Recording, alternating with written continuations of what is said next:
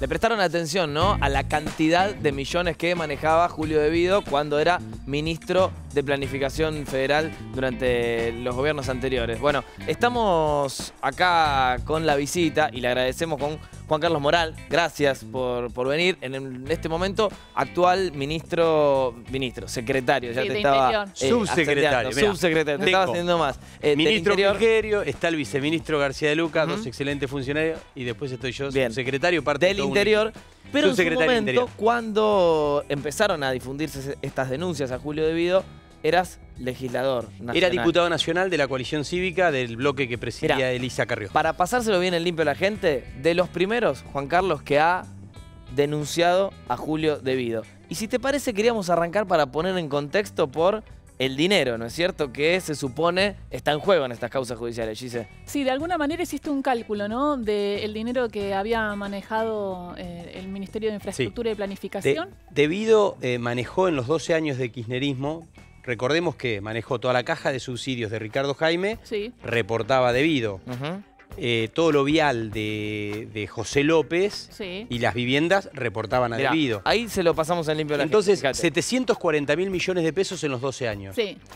Cuando vos investigabas cualquier obra, energética, una ruta, un plan de viviendas, cualquier obra que investigabas, siempre sospechabas un 10, un 20, un 30% de sobreprecios. Es más, en este caso termina hasta en un 40, 50% de Ahora, sobreprecios. sigamos estos datos. Vos hablas de, vamos a suponer, En realidad, un sobreprecio mínimo de 10%. El cálculo que hizo un asesor fue el siguiente. Sí.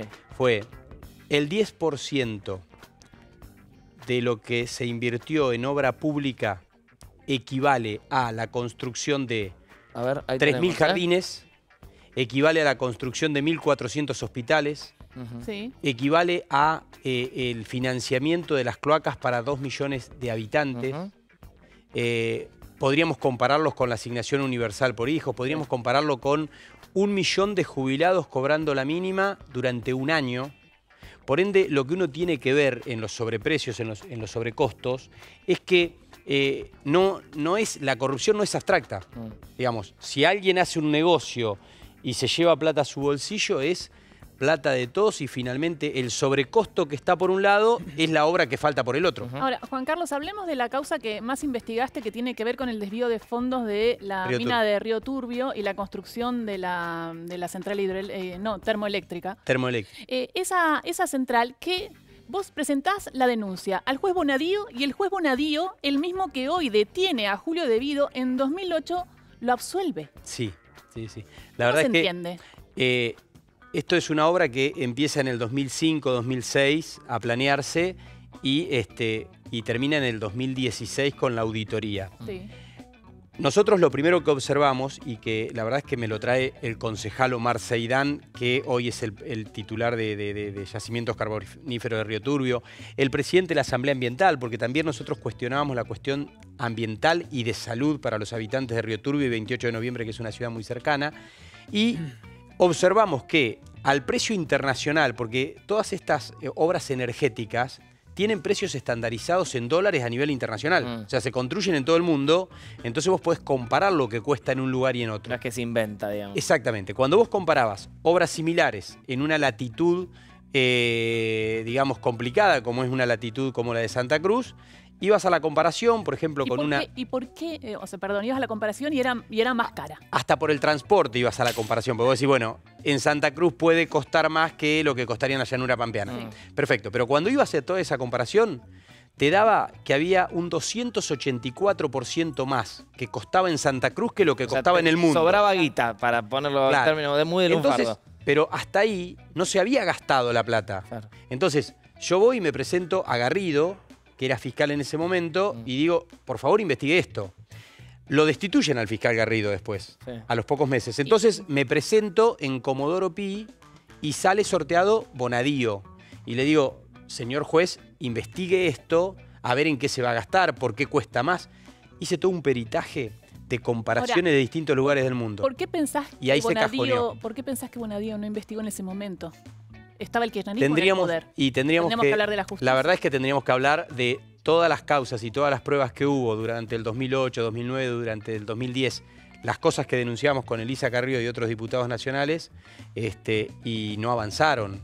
No avanzaron hasta que, y yo en eso reivindico mucho, más allá de ser parte de un gobierno, pero el 10 de diciembre del 2015 casi parece que se liberó un cepo judicial y empezaron a avanzar las causas, claro, empezaron a tomar diligencias de prueba y las pruebas estaban. Claro. Entonces había que producirlas. Juan Carlos, retomando esto que decía Gise, por un lado quería preguntarte qué garantiza hoy por hoy, siendo gestión, que haya transparencia en ese manejo de fondos públicos, porque todos los gobiernos manejan fondos públicos. Sí.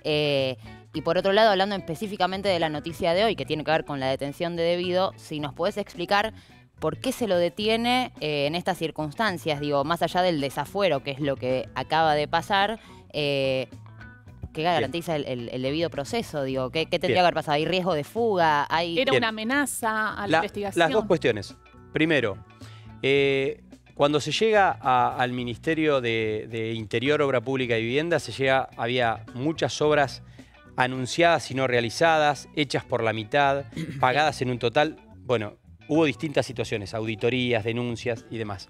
Ahora, se cambió el sistema de contratación. Primero, están todas publicadas en la web. Segundo, los pliegos de licitación, es decir, hay una obra para hacer, ustedes tres se quieren presentar, antes tenías que comprar el pliego en millones de pesos. Para solo competir, tenías que salir a decir, bueno, yo quiero construir esa obra, tengo que gastar. Claro, la licitación costaba Como estaba todo armado, nadie gastaba, entonces no había competencia. Hoy son gratuitos esos pliegos. Hay auditorías, todo eso genera mayores competencias que en el caso de obra pública y vivienda se ahorra hasta un 30% contra las mismas obras del 2014-2015 a pesar de la inflación. Sí. Okay. Y lo que es vialidad, se está ahorrando, el kilómetro de ruta, por ejemplo, costaba para Debido, costaba casi $2 millones. Para Dietrich cuesta $1.200.000 en dólares. Y con la detención. Entonces ahí tenés muchas diferencias. ¿Y con la detención qué pasa? Y la segunda cuestión, la detención es una detención, se llega un momento, hay un proceso, hay un pedido de indagatoria y cuando hay semiplena prueba, la persona acusada puede pasarla libre o puede tener prisión preventiva por dos causas.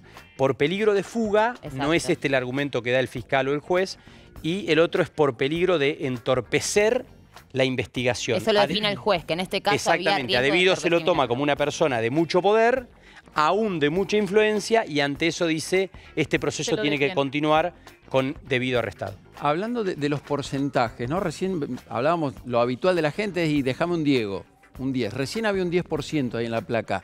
¿Es lo que se estilaba? ¿Era un porcentaje mínimo? Mirá, en esto de las coimas? Vos sabés que si vos te pones a ver, en la época del menemismo había una situación por ahí de corrupción focalizada, se hablaba de porcentajes. Acá hubo la corrupción durante el kirchnerismo, y vuelvo a decir esto, vine invitado, estoy muy contento que me hayan invitado, vine más en términos de haber sido el denunciante y no en términos de funcionario de gobierno. De tu función actual, claro. Pero acá había dos situaciones de corrupción durante el kirchnerismo. Primero, que funcionaba en términos de organización. Sí. Por eso es que nosotros con Elisa Carrió denunciamos en términos de asociación ilícita para que se investigue, porque decís, todas las cajas estaban concentradas en el anteúltimo eslabón de Néstor o de Cristina, que era Julio Debido. La segunda cuestión, terminaban existiendo empresas que en vez de contratarlas parecían de ellos. Cuando hablas con Intesar, Electroingeniería, Gerardo Ferreira, había determinadas empresas que en realidad terminaban dándole concesiones casi a perpetuidad. Hay una concesión, ¿vieron cuando se habla de la electricidad y el transporte, las líneas del Chocón? Sí. ¿Saben hasta cuándo dio la concesión Néstor Kirchner de esas líneas? A su amigo Gerardo Ferreira, hasta el 16 de julio del 2089, la concesión. Ahora, por eso digo, el sistema de corrupción era apropiarse y trabajar en términos organizados y no focalizados. No eran solo empresas amigas kirchneristas, también estaba Calcaterra y había otras también. A ver, primo del presidente. Vuelvo a decir y ahí quiero investigar a todo el empresariado. Absolutamente, ¿no? Absolutamente. Hay que investigar a todos, la justicia tiene que ser en términos absolutos y para eso hay que llegar con toda la profundidad de la verdad y Y lo que hoy se demostró, que me parece interesante, es que todos somos iguales ante la ley y que no interesa el poder que se pueda tener en un determinado momento, sino que la ley es pareja para todos. Y eso me parece que es un cambio cultural, me parece que la sociedad en ese sentido ve un acto de justicia muy importante en esta etapa democrática. Yo me quedo para la próxima invitación que seguramente te haremos, bajar al llano, una vez que ya explicamos esto, cómo se paga un sobreprecio. Quiero saber cómo se hace, porque son millones. En sobres, en persona, ¿no? Que si me das un día te lo explico. La siguiente, para que quede el gancho.